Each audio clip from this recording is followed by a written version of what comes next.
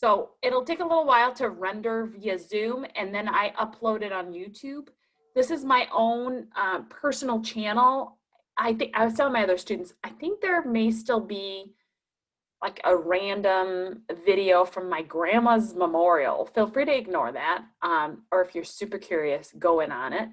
And if you're like wondering, hey, maybe I want to learn stats, feel free to go in there and watch me just ramble on about stats. The other thing is there's the Milgram study videos that are linked here. There's the original one and a more current day one as well. So you guys can see that right there for last week. Which I put it in here. I probably should have put it in here and then I look at it. It is what it is. Okay, the article critique. I've received several emails from students. Anybody else still struggling to turn that in?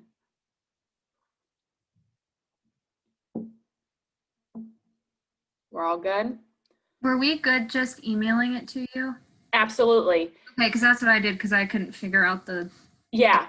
Anyways, okay, just want to make sure. This is helpful, but it looks like right now there's only 3 that have been submitted, and I probably got about 6, maybe 7 emails, but we're still well under our total class number. So if you've not submitted your article critique, make sure that you do that as soon as possible. If you have some extenuating circumstance, I'm happy to work with you. You just gotta clue me in and let me know what's going on and how I can best assist you with that. The problem is the longer we wait, the more you'll get behind because there's other projects that are going to be coming up. And I just don't want anybody to be super far behind either. That's not ideal for anyone. Okay, so that is that. And the choose your topic. I've gotten 1 email from a team that have selected their topic. I wanted to just do a temperature check, see how we're doing everybody else. Because once you've created a group and you've all been solidified on a topic, you need to also email me so that I have confirmation and I can make sure you guys are logged in. But so far there's only 4 students that have, 1 group, 4 students that have done that. So I just wanted to check in. How are we doing with picking a topic? It's difficult to come up with them. Okay. This is Grace, by the way. Yeah. Grace, did I hear from you though already? I posted a topic idea, but it's really hard coming up with them. Okay. So Grace Sweet, I got an email from you. Okay, that's why I got confused. Okay. Did others pop up? Okay, so we've got this going on here. Okay, Elise, it looks like you had a few people interested in your group. Am I seeing that correctly? Yeah, I think I responded to everyone. Hopefully I did.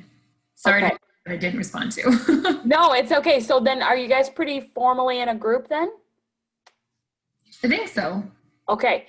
Can you email me just so that I can check you guys off what your group topic is and the group participants?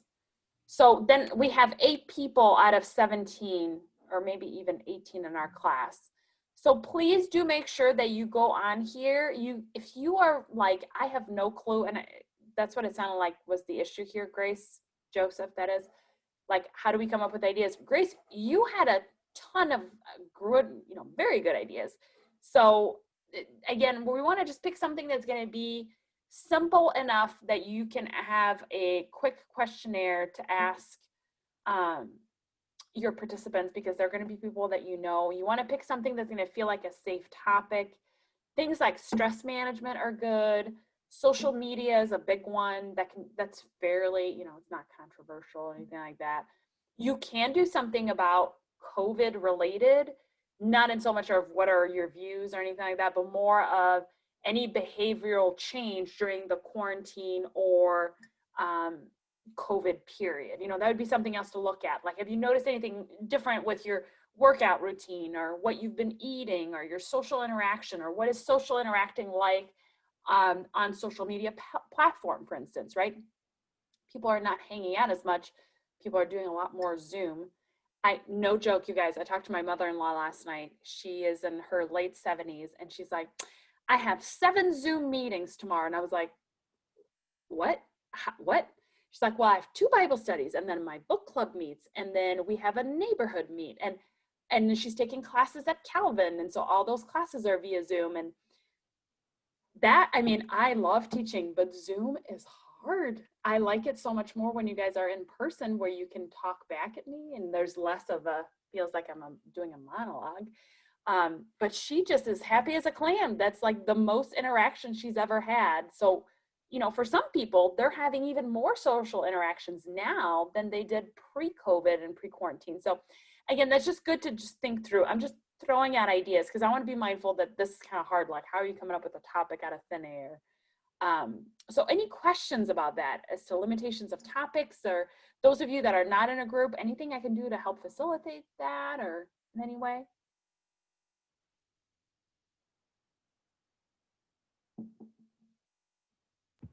Me and Samantha were gonna do the social interaction due to COVID, but we need, I think, at least one more person because we only have 2, or are we supposed to have 2 more people? I think having a group of 4 would be ideal. So Jasmine, is it written on here that I totally spaced and I just didn't see you? No, we've been messaging through Snapchat. We kind of Ah, forgot to do it on here, but I can post it if 2 more people are interested in doing that one. that would be awesome. If you could post that on there and say, you know, Samantha and I are thinking about this on how we could talk about social interaction during COVID period, anybody else in, and then the first couple who pop up, that'd be perfect. Then you guys can round off as a group. Okay, thank you. Yeah, no problem. Also, I love that you said we've been talking via Snapchat. My daughter is all about, she's 12 and she uses Snapchat for like all the face filters and the pictures. I thought it was only a picture app, but I guess you can send messages. I know so little, you guys. It's embarrassing. Okay. Any other questions about this, or are we good to move on? I'll assume good to move on. Okay. So let me go back here so we can figure out what tonight's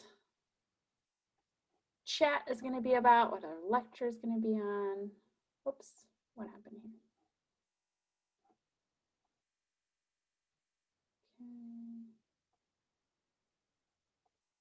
For some reason I have, I have 2 lectures labeled chapter 4. Well, that's a problem. Okay, so the plan for tonight is we're going to go through the lecture. The lecture is not quite as long. We're going to watch a short video. Some of this relates directly to what we talked about last week. Oh, and I'm seeing there's somebody in the chat.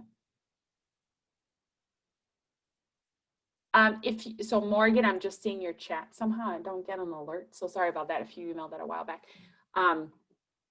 If you emailed me and you emailed me all of your group members, did you do that? Oh, I'm asking about the article critique. If we Oh, email that to you, do you want sorry. it do you want us to submit it also, or is just the email fine? No, if you emailed it to me, you're totally fine. I will grade it out that way. If you submitted it on there, that's fine too. Just the numbers are not adding up because of the Okay. number of students in the class. And like I said, I think I got 6, maybe 7 emails, and then it looks like there's 3 on there. But in our class as a whole, we are 18. So Okay. the math is just a little off. So no, but if you email me, you should be totally fine. I plan on grading those out by the end of the week. So you'll have some. Okay, thank you. And also know if I'm ever like, oh, I didn't get something from you, and you're like, I emailed you, my goodness, and it somehow got buried, I will take 100% ownership of that. You just email it to me again. We'll make it right. I'm not out to get people to lose points because of my own technical challenges. So, okay. So the plan for today is we're going to go through the lecture. The lecture is not quite as long. It's only about 16 slides. Once that's done, we're going to take a short 10, maybe 15-minute break. And then we're going to talk about how to write your literature review because we need to get that started. As you guys are thinking about your topics, we just want to make sure that we're all on the same page as to what we're looking for in terms of the paper so everyone can be successful with that. Okay, so let me share my screen again. What just happened here? Okay, and I want to make sure that everybody is seeing what I'm seeing. we seeing ethical guidelines for psychology research? Yes, thank you, Izzy. Okay, so we already talked about this a little bit yesterday. I just can't help myself. I jumped right in a little early. What were some of the ethical concerns that popped up last week when we were talking about research specifically with the Milgram study? You guys remember about that? The obedience study. So yeah, so are you asking like what we remembered, or like are you trying to like get a review of it, or like? Great question. So specifically, what ethical concerns come to mind when you think back on how that study was done?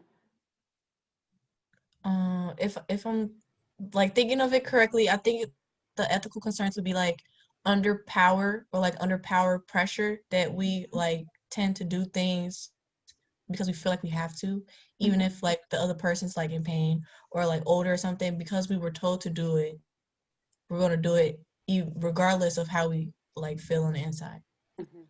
So absolutely, the study was evaluating individuals' level of obedience despite the circumstances and even feedback that they were hurting people. And so that right there is an ethical concern, right? Because they are actively doing something and they're getting feedback, they're hurting somebody, and yet the researcher or somebody who's pretending to be a researcher is pushing them to keep doing it. Okay, so that's an ethical concern. And oh, sorry, you can go, Grace. Okay. I was thinking that like their lack of being informed, it wasn't regulated then. They didn't know that they weren't actually hurting someone. Right.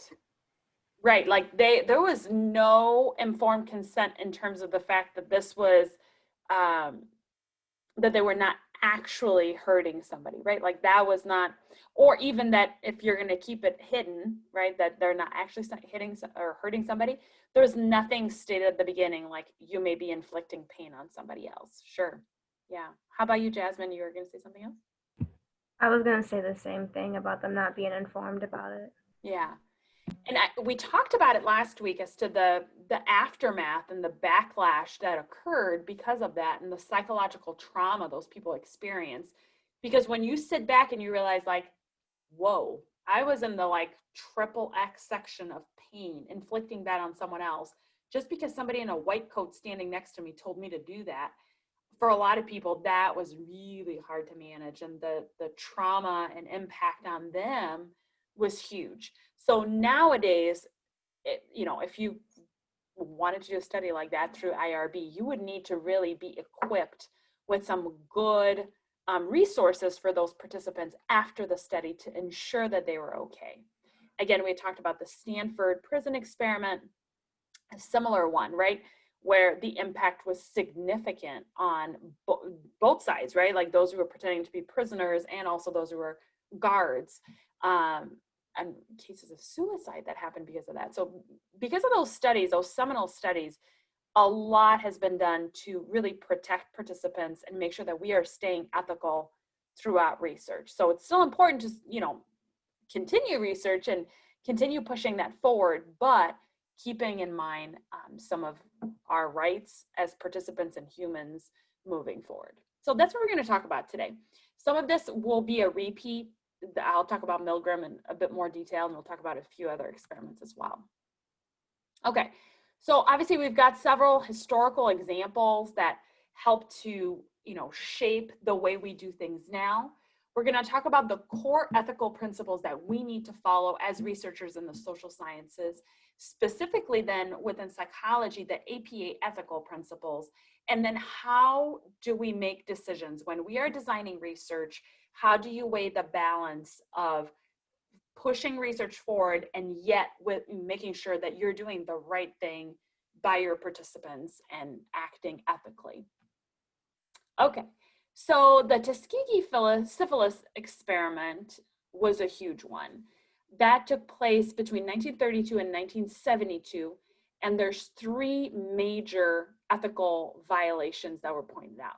Now, can you tell me yes or no okay, just yes. Say yes if you've heard of the Tuskegee syphilis study. Okay, so maybe a handful of people, but not a whole lot, huh? Okay, so I want us to be able to watch this just so we're all on the same page. Okay.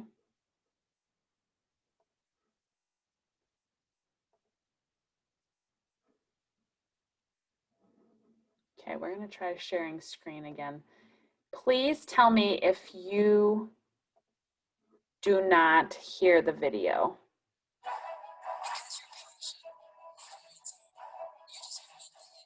Can you guys hear? We can hear it, but it's faint for me. If it is for anybody else, like it's not really loud.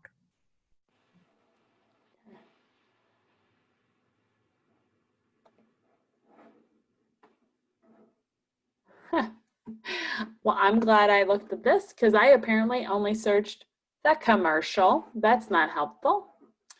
Okay. Hold on. Stay tuned. I still have it up right here. So we'll go here.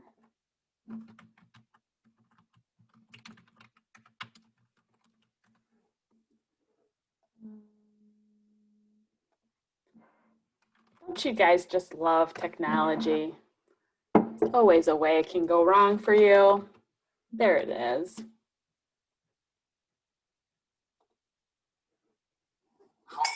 Fans of smart innovation.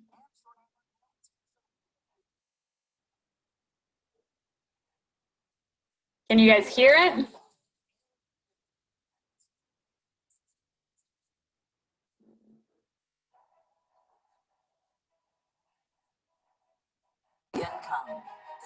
I can't know. Now you can? I can't hear it at all now. No, I can't either. It kind of cuts in and out. Last time you sent it to us through the chat and we watched it individually because the sound wasn't working. You don't hear it at all, huh? Okay. It's always fun. Okay. Here it is. Take a minute. I'm going to stop sharing because you don't need to be seeing that. Whoop.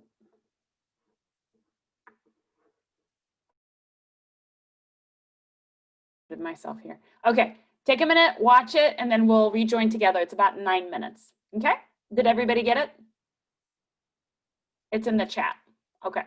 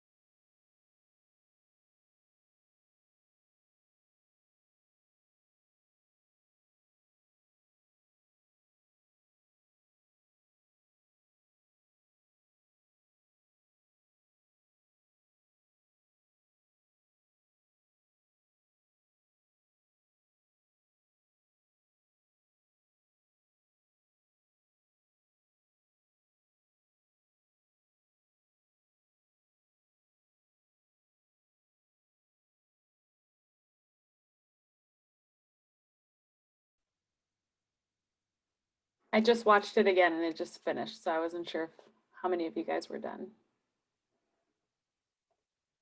Done.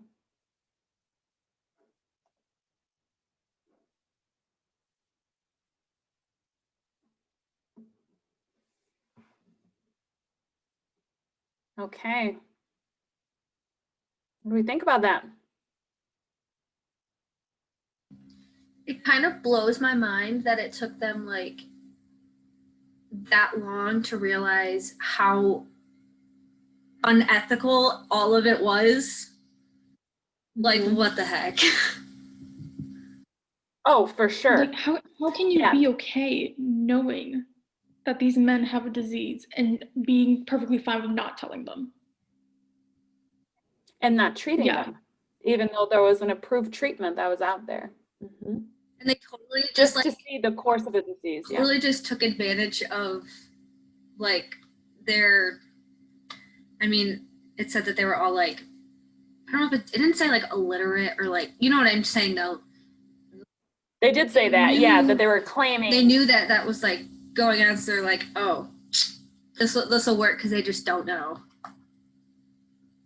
Which is a system that frankly Ah. still exists, right? Like our trust of the medical system and as authority of knowing what's right, regardless of intelligence, a lot of people for many, many years, I mean, maybe in the last 10, 15 years, that hasn't been quite that way, but very much of like, whatever a doctor tells me, that's what I need to do. I need to trust and believe because I don't have that knowledge set. So separating that from, I mean, the clear racial prejudice that was, seen in this, and idea of intelligence playing a role in it, I think medical authorities hold a heavy weight in all domains of society. So that was grossly mishandled. Yeah. And just the original question asking, what is the course of this disease? I'm curious if that alone, as a research question, if that raises flags for you guys. I mean, that question, like, it could go really bad, but I mean, if they were informed that they had the disease and at the time, if there was no treatment, then it wouldn't be unethical, but there wasn't, because I thought they said when they started there wasn't a treatment. Was there? So like at the beginning, You're right. when there wasn't a treatment, if they would have been like, you have this disease and we want to see what the effects of it, then that probably wouldn't have been unethical. But once the treatment came out, they needed to tell them. Well, the problem is, well, here's another layer to that, right? Like COVID, let's take that for instance. When that first came out, and even now, maybe today, I would say, like, what's the treatment? Is it like, take this pill, you're all better? Obviously not, right? But if we said, hey, you contracted COVID, we're going to keep you in this room, we're going to give you no medication at all and just observe you, would that fly? I mean, that probably wouldn't fly because they have like, don't think we have treatments or like that we don't know that work, but we Right. have Something, right? So, okay, if you're thinking about even some harsh cancers that are not responding to typical chemo, they can put you in a clinical trial, right? And say, hey, we're going to try this. We're not sure what it's going to do, but it's something, right? And here's the alternative is this other treatment. But to do absolutely nothing and just observe and watch as people died and also watch as they infected others, right? So then it's a ripple effect as to the number of patients that are now dealing with this. That's highly problematic. Any other ethical concerns you guys heard throughout that video? Yeah, I think I heard this or learned about this in my ethics class that I took. They gave them like a offer that they couldn't refuse, like having medical treatment. They told them that they could have treatment, and they were like, "Oh, well, yeah, I'll do that." So like that's not ethical. Well, and even offering up meals, right? Like food and shelter, most basic needs. If you're like, be in our study and we'll give you this thing that you desperately need to survive, but don't question what we're doing over here. That's highly unethical. Yeah. Absolutely. Yeah. So not revealing, oh, what were you gonna say, Samantha? Like something that like just I remember from starting out that video is they literally said that these people didn't know what they were getting into. Like they didn't know anything about it. They just knew they were a part of this study. Like they didn't tell anything. Yeah. Like literally anything. They just promised them, oh yeah, we'll give you free healthcare, da da da da da. Just Yeah. do it. Like Totally, yeah. no knowledge. But I feel like even I guess I don't know because I've never been in that situation, but like I feel like you would know or have some sort of gut feeling that even if they did try to tell you something, you'd be like, oh, I feel good about this or bad about this. They didn't even give them that chance to like have the opportunity to think about it. They just Right. They didn't decided- present what the study was about or what they were going to do and Yeah. give them the opportunity to say yes or no. That's exactly what informed consent is, right? It's understanding the risks and potential benefits. So if you're not given that and you're just kind of pushed into it and given this extra incentive that is not only an incentive, it's something that you're lacking that you need to survive. That's really it's manipulative is what that is, Yeah. right? Yeah. What about the spinal tap exams? What do you guys think about that? Right? It's like, well, we have a captive audience in a way. We have people that are participating in research. Now we're curious as to the impact of spinal taps. Why don't we just try it on them? Like crisscrossing, that's just, I mean, okay, it's hard to say remove ethics out of it because you can't. But separate of that, it's just terrible research design, right? To be like, well, might as well. It's awful. And do you guys do any of you know about how painful a spinal tap is? It's not a pleasant experience. It's not something you're like, I could go for a massage or a spinal tap. That's not, it's real painful, really, really painful. Yeah, go ahead, Grace. Isn't it also really like kind of dangerous if they don't do it properly? You can like Absolutely. mess you up. The risk of Yeah. infection is huge. The risk of, yeah, it's major. So it's introducing even more risk. Yeah, so really, really problematic. So if you're thinking about, let's go back even further back in time, Nazi Germany, they were performing all sorts of experiments, right, that were completely unethical.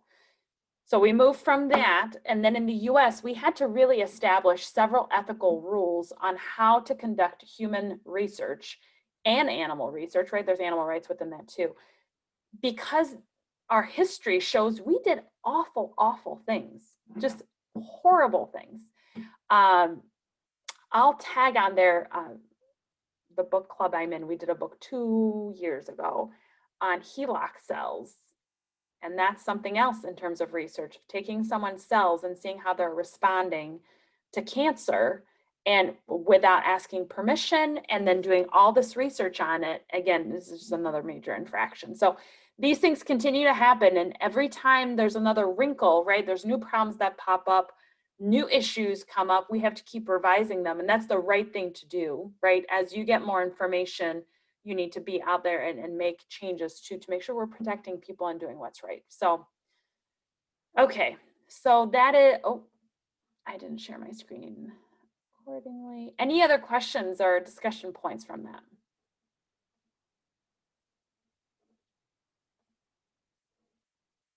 Okay. So that is the Tuskegee syphilis study, just really, really crummy. We had also talked obviously about the Milgram obedience study in regards to getting people participating in study that really shouldn't have, or the impact was really impactful. Okay, so a little bit more about that Tuskegee study. There were 400 with syphilis. They were not infected by the researchers, although again, we can see the impact of them not knowing they had syphilis and then engaging in sexual activity, which then passed on syphilis to others, not okay. Again, the researchers lied. There's an ethical point there. They were told they had this bad blood, remember they talked about that in their video too, and that they were being treated for it. So again, not being told what it was or how to treat it. They were not given penicillin even after it was an approved treatment for it. So they withheld what could have cured and significantly helped people's symptoms to see the course of the treatment in terms of longevity. More than dozens, over 100 died. Several spread the disease to partners, subsequently to their children, and children were born with congenital syphilis, which has phenotypical and genotypical evidence in terms of the impact of that. So the ethical violations specifically within the Tuskegee study. So first, the participants were not treated with respect. They were not told whether they had syphilis or not.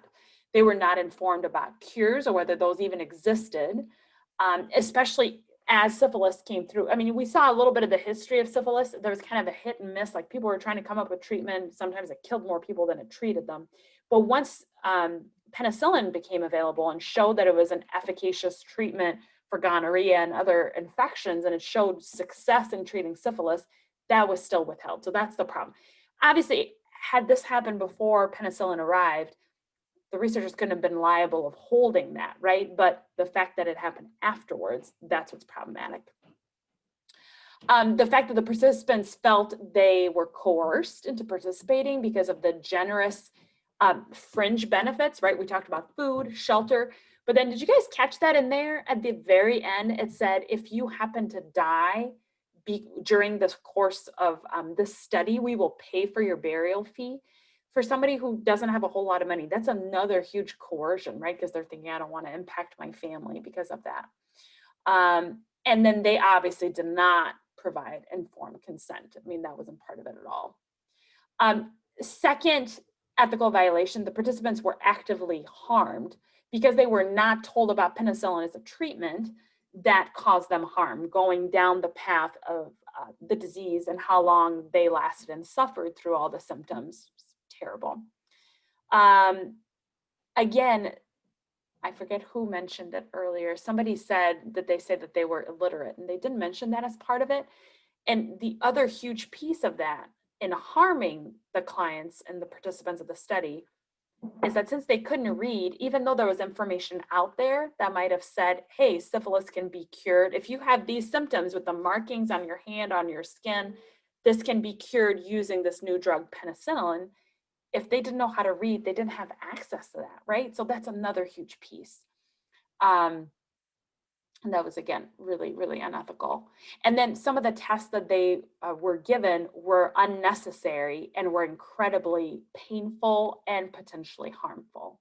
So that's the harmed participants. And then lastly, the participants were a targeted disadvantaged social group, which in all of research, even nowadays, you have to be very respectful and in fact protective of those groups because they're already, they're just sensitive groups to deal with. So the fact that they were specifically targeted is another major issue. The men were African-American, they were poor, and even though, let's be clear, syphilis is not a disease that only affected one racial group, right? Like that was clear to them even before the study began. It wasn't like this is solely compartmentalized to this racial group, so this is who we want to study. It affected everybody, but they specifically targeted a group that was disadvantaged because they thought they could get more participation from it. So that is what's really problematic. Well, there's lots of things problematic, obviously, but those are the three major ethical violations. Okay, let's talk about Milgram a little bit. We talked about this again last week, but the ethical question that really pops up is it necessary to put these participants through such a stressful experience in order to evaluate obedience, right? And second, is there actual lasting psychological harm? And in fact, in all institutional review boards now, that is a major question. So if by participating in a study, there can be long-term impact to someone, their emotional capability, their psychological makeup, that is going to be a deterrent to the study because no study should create more trauma and harm, right? So there's the benefits here of, not benefits, I should say, but the need to really balance out benefits and harm when you're thinking about what is the impact for that single participant and what is the benefit to society.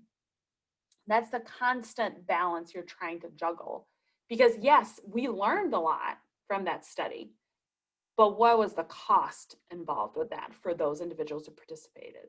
And that's a question we need to ask. Like, do the ends justify the means? Does getting to that answer, then in fact we have it all within us to do horrible, horrible things when we're asked to do it from a person of authority? Is that worth the impact on those participants to share that? I think those are the problems that are coming up with it. I'm trying to see if there's anything else here I wanted to share. Yeah. There's a cool quote that I wrote here. Well, we saw all of that in the video, so yeah, I'll keep going. This is a very similar video as what we watched last week, so you guys can take a peek at that one too on your own time. Okay, so from there, we created what's called some core ethical principles to try to minimize the risks to research participants. So the Belmont report is the first one that came out, and it laid out some principles and applications. So first, the principle of respect for persons.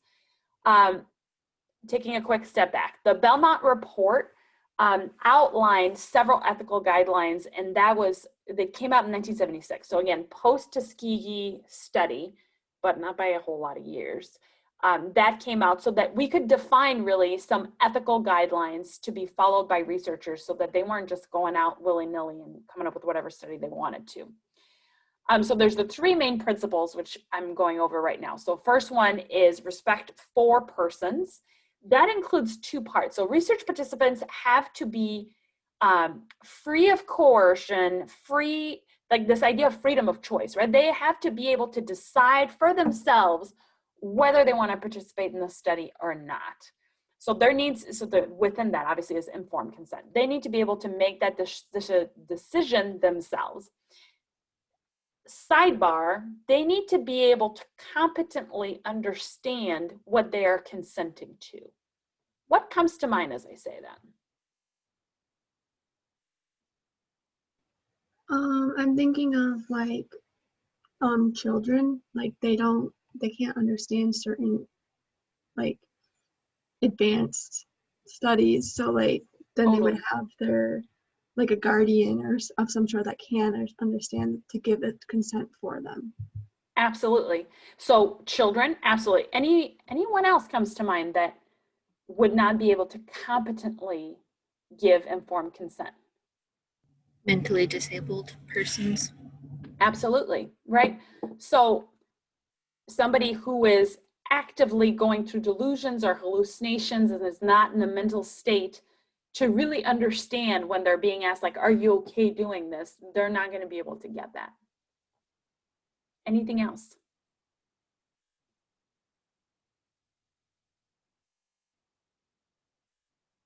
I would say within that, we need to think of protected class on both ends, so children and also the elderly, right? If you get to a point later in life, not that somebody needs to have Alzheimer's, but just the capability of understanding the impact on their life by saying yes. I think we just need to be really mindful of those protected groups. So we wanted to make sure that they're not being coerced, meaning given huge incentives that they don't have an option to say no to, right? I'll give you $10 million to take the shot, while all of a sudden some people might say yes to something they shouldn't, right? Because the incentive is so huge. Or the flip side, right? What if it says, well, you need to do this or else, like actual coercion or blackmailing, or else I'll inflict harm onto you. We don't want any part of that. So we need to make sure we're protecting individuals like children, people with cognitive disabilities, and also prisoners. This would be kind of, again, in that category of there might be some implied harm given to them if they do not participate. They have so few rights as a whole that's problematic to try to, so we need to be really protective when we're working with prisoners as well. Sorry, my phone is blown up. I'm just gonna flip it over.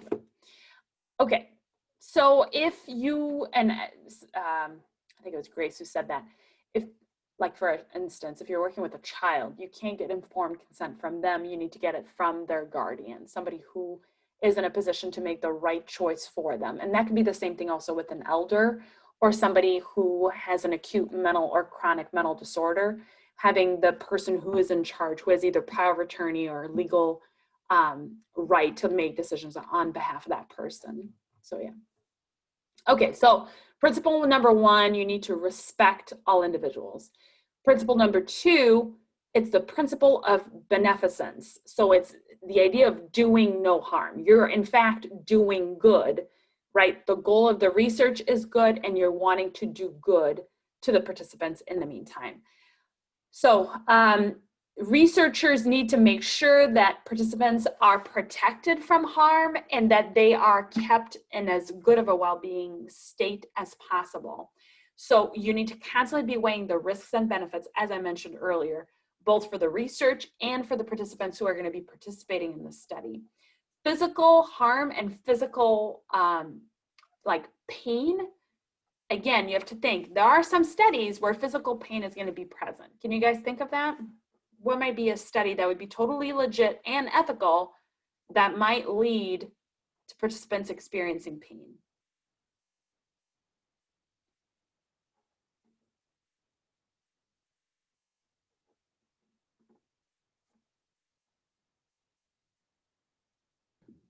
Like a medical trial, like you said before? Absolutely. Right. So if I have stage 4 cancer and I am given the opportunity to participate in a study that has a clinical trial, right? These drugs, even a drug that's been supported before with chemo, does it feel good to be on chemo? No, there's going to be some negative impact because you're on the drug, right? There's going to be some side effects. We'll talk about that later this semester too. But the side effects and the pain that's inflicted on the participants needs to be outweighed by the benefits they could gain from it. So that is the balance. And moreover, back to principle 1, the participant needs to say, yes, I am aware that I will be in pain. I am aware that this will not be a pleasant experience, and I am okay with that. So it's twofold. You're trying to avoid harm, and you're getting consent if harm will be present.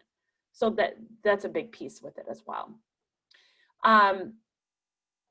So that's another big piece. So the last one is the principle of justice. So again, the question needs to be, who is benefiting from the research?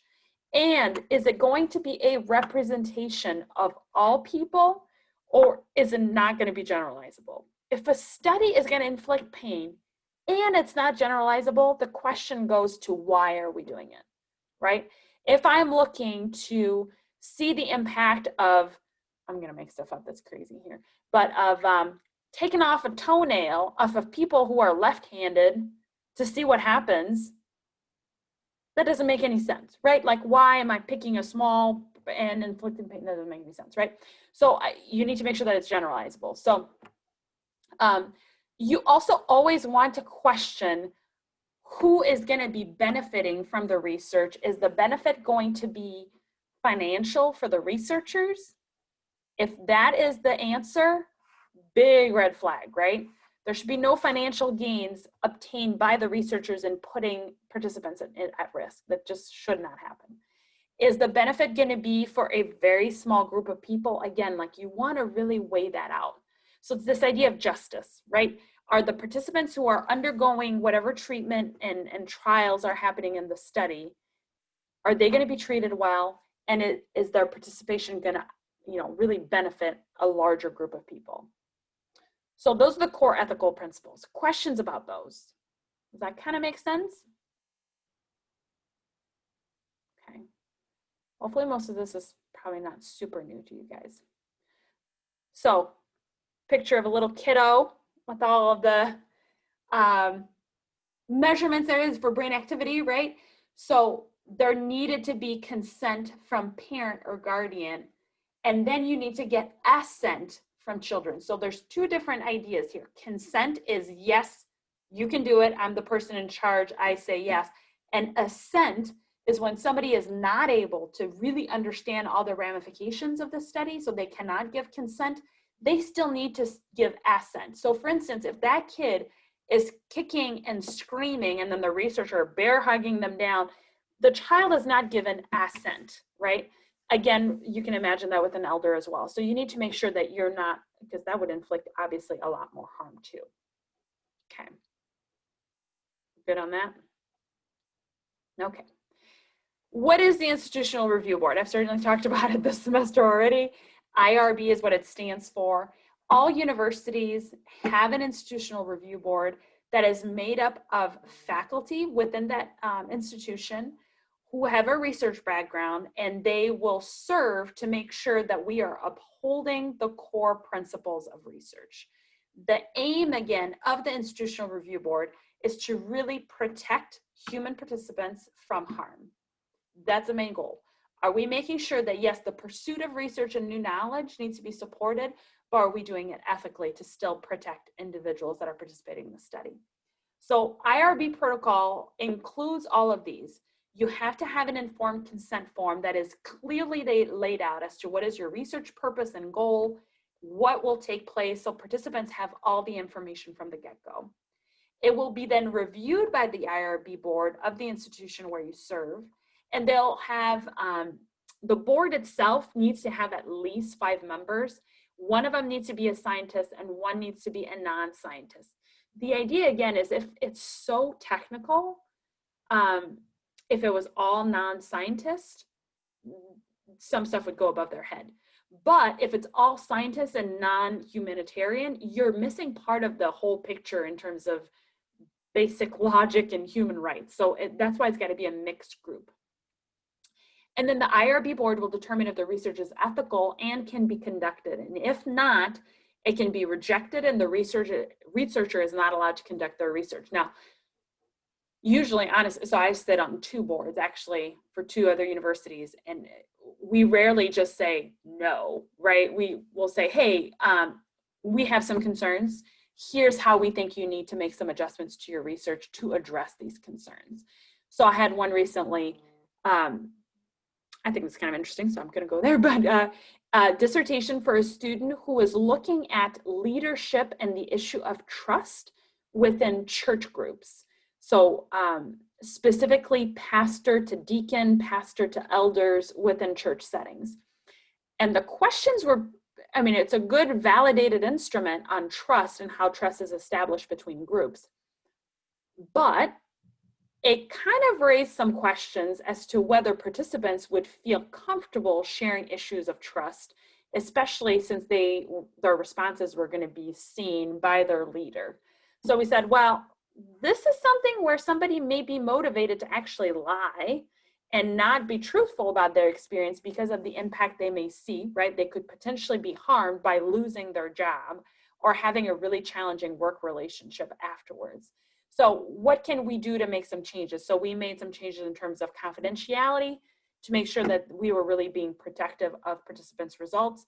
And on top of it, we talked about a debrief session and then also access to counseling if we want to talk about that in group intervention too, if that was necessary. So again, issues came up and then we came up with a solution so that we're still protecting participants and yet having the good of the research still move forward.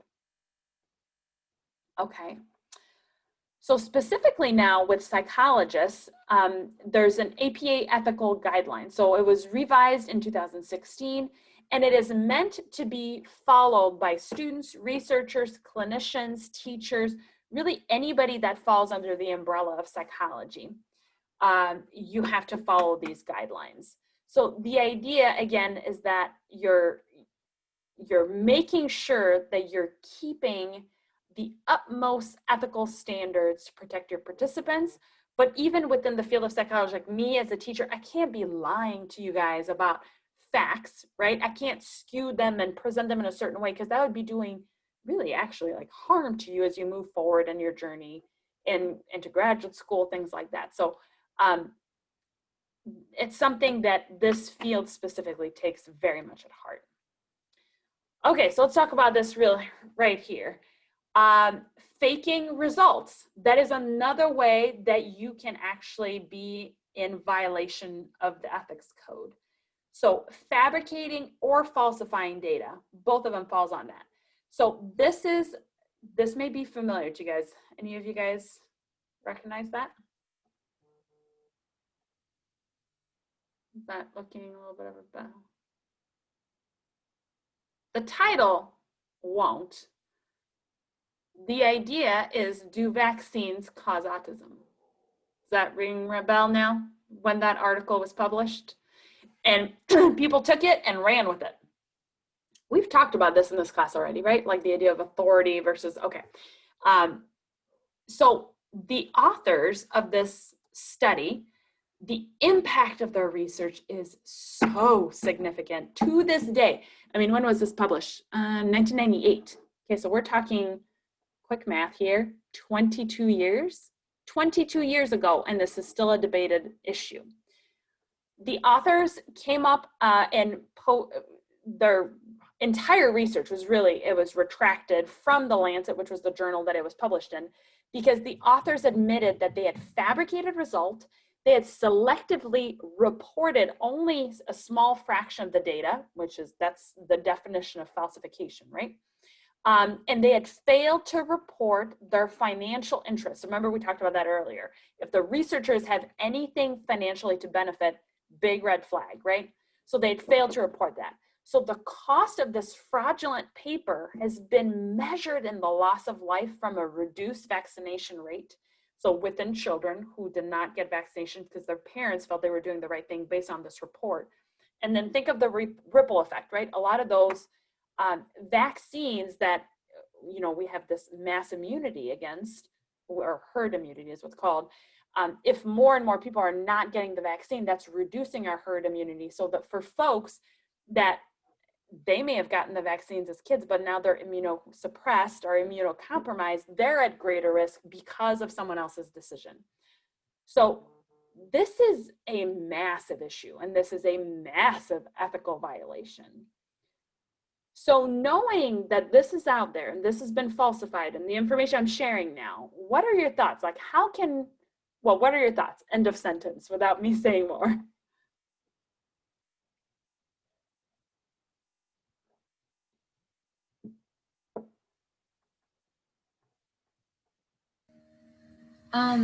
I think that just the first thing that kind of came to my mind is I feel like you really have to be careful about what you're reading and where you're getting your information from, because obviously right here, I'm not saying that not everything's true, but you don't know until you really look into it. So you gotta be careful.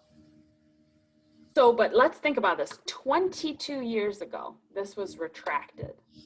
This was said, nope, it is complete BS. They made it up. The authors even said, hey, sorry, we messed up. We made up data because we had a secondary gain, which was financial, and showing that this had a correlation, this had a link.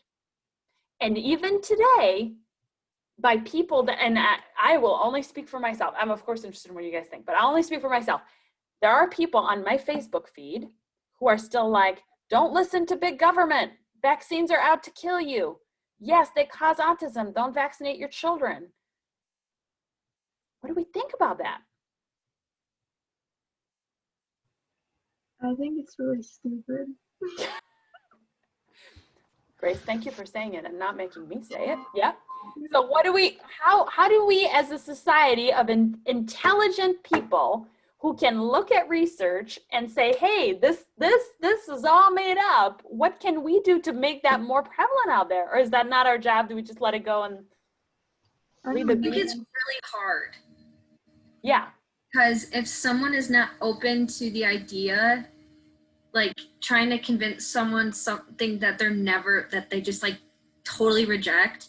Yeah. It's, what do you even do? There's nothing that you can do.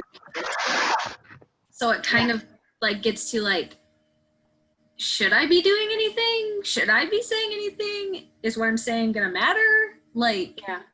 I don't even know. I would say, okay.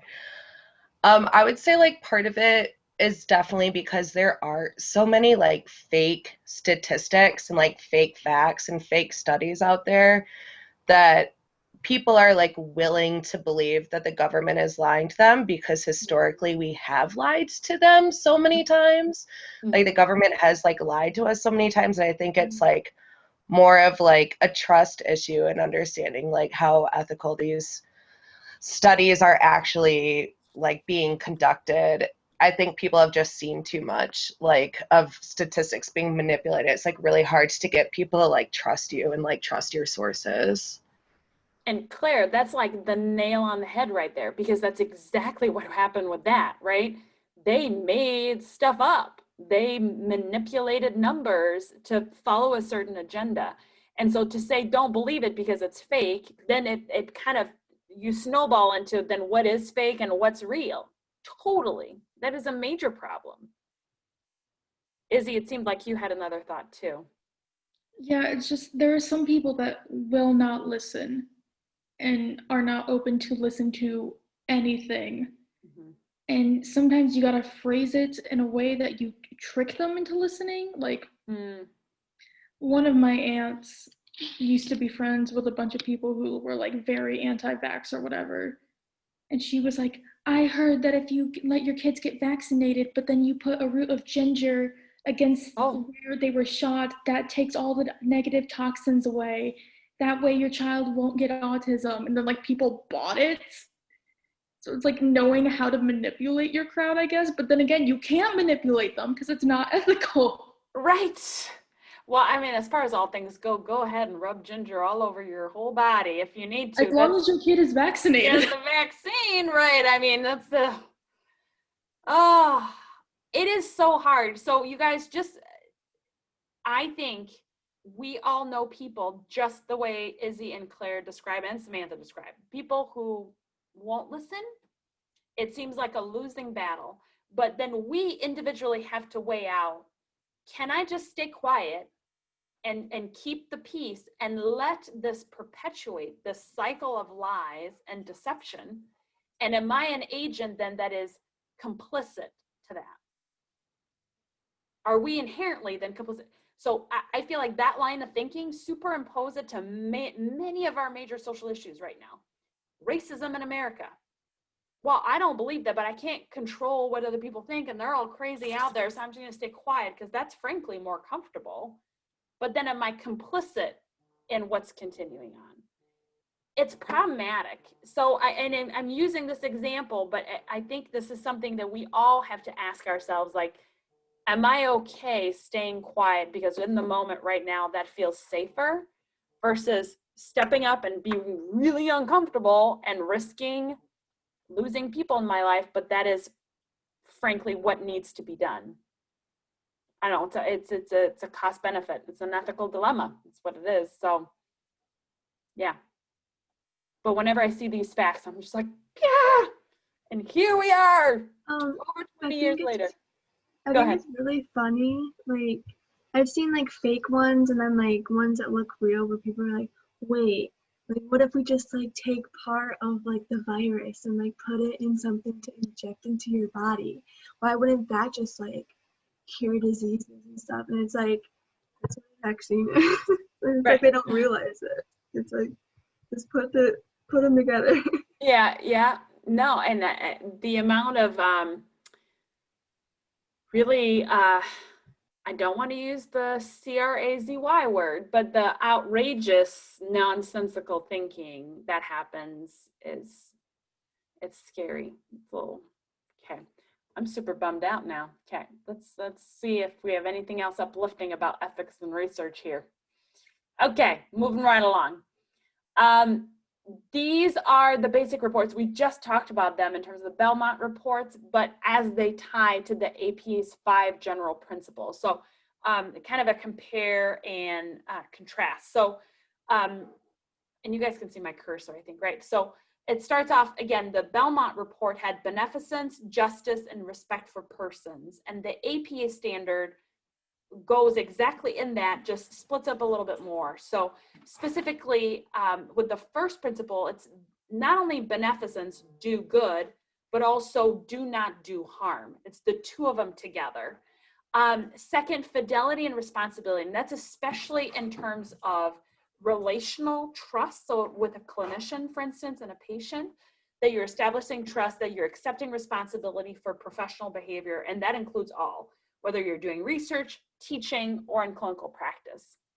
And lastly, the third one of beneficence is integrity, that you're striving to be accurate, truthful, and honest in your roles, whether it is as teacher, researcher, or practitioner in clinical practice.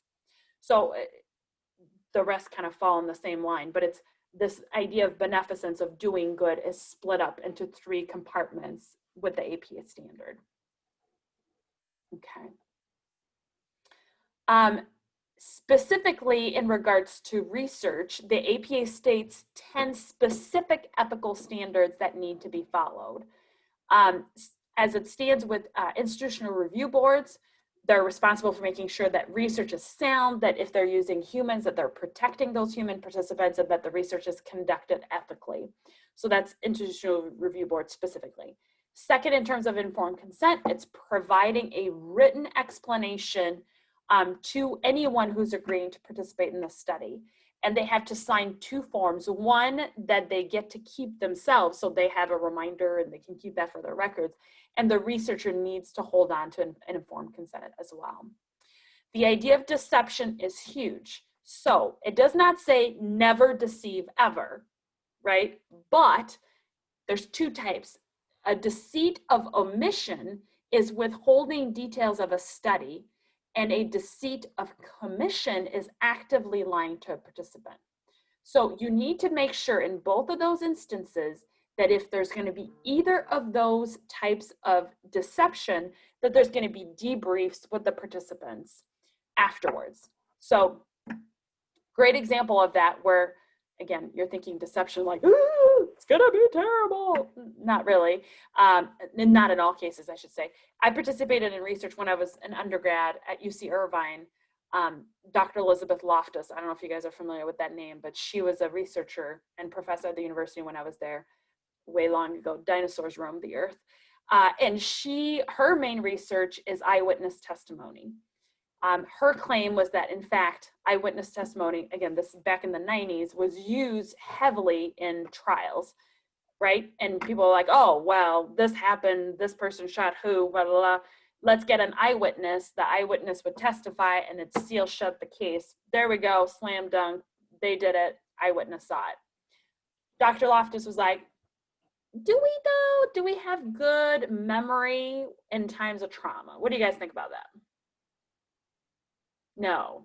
Izzy, what do you think, Elise? Well, I mean, we do and we don't. Mm-hmm. Because if you just see, like, an eyewitness could either be someone who was there and witnessed everything, or someone who was passing by and only saw a glimpse of something. Mm-hmm.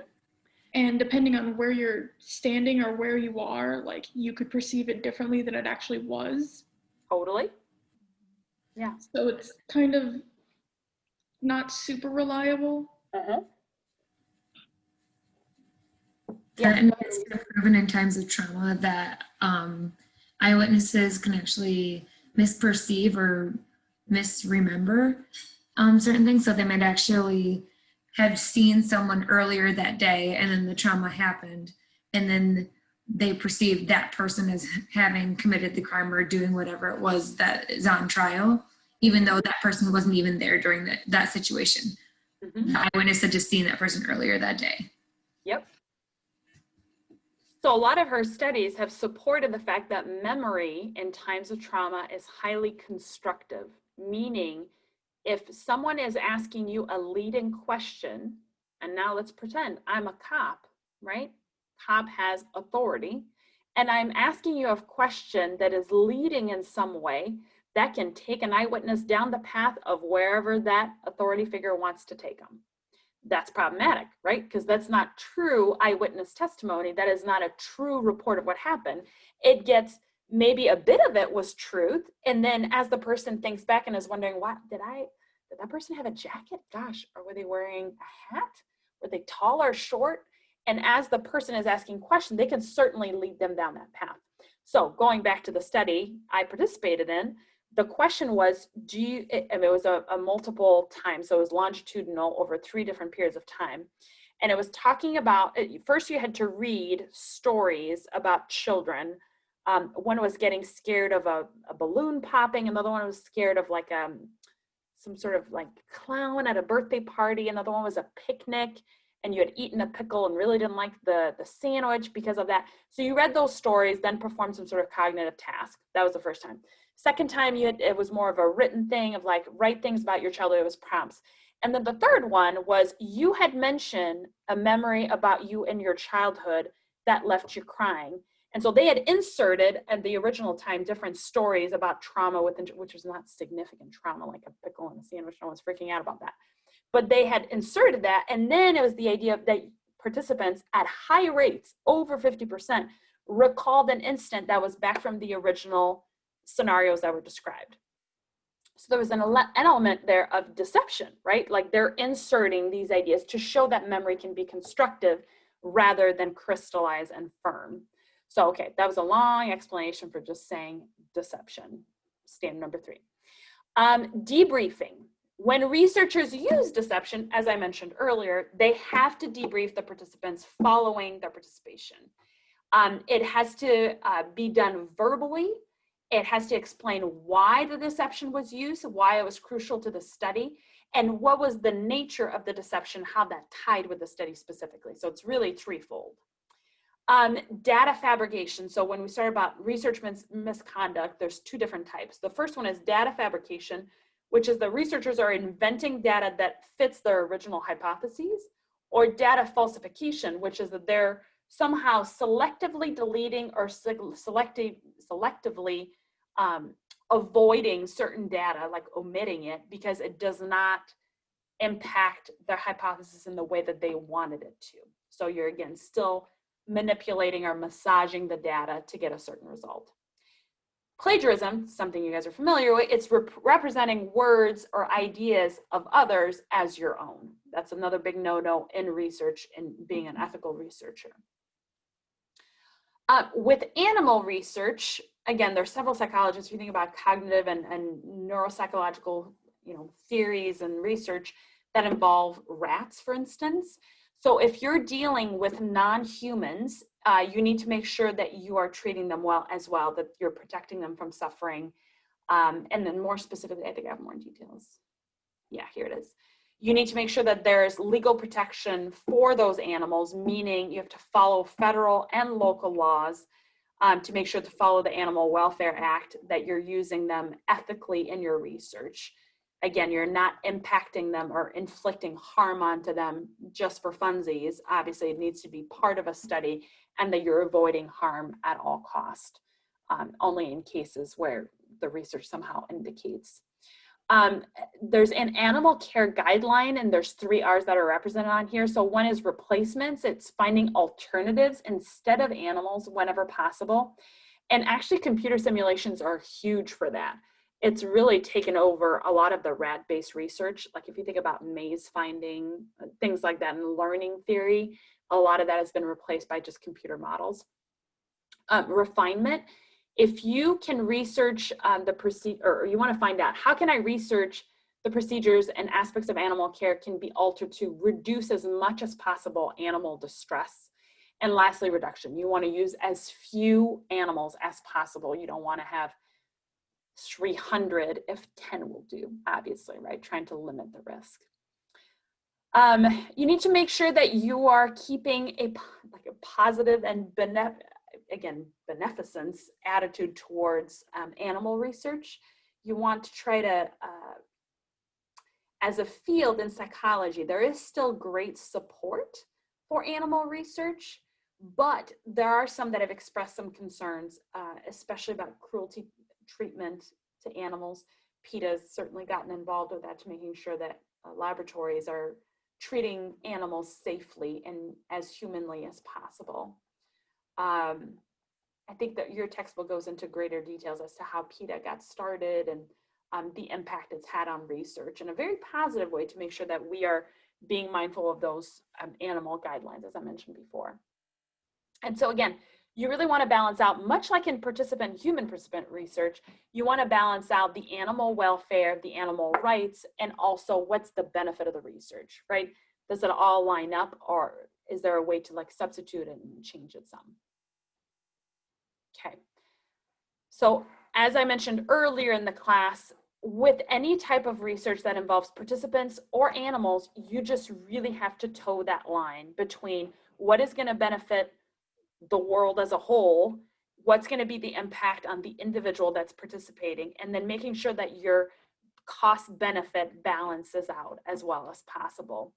You always need to keep in mind worst case scenario. What's the worst that could happen to the person that's participating in my study, and how can I mediate that harm to make it as safe of a study as possible? Because obviously research still needs to happen, right? Like we still need to know what's going on. Things are changing all the time. Drugs are being introduced. Treatments are being created. We just need to make sure that it's done in a safe way. Questions? It felt like a marathon to me. I need more water. Okay. The next part of the class, we are going to talk about the literature review and the framework of it. So why don't we take, it's 7:23 right now. Let's come back at 7:35. That gives us like 12 minutes. Does that work? Okay. All right. I will see you all then at 7:35.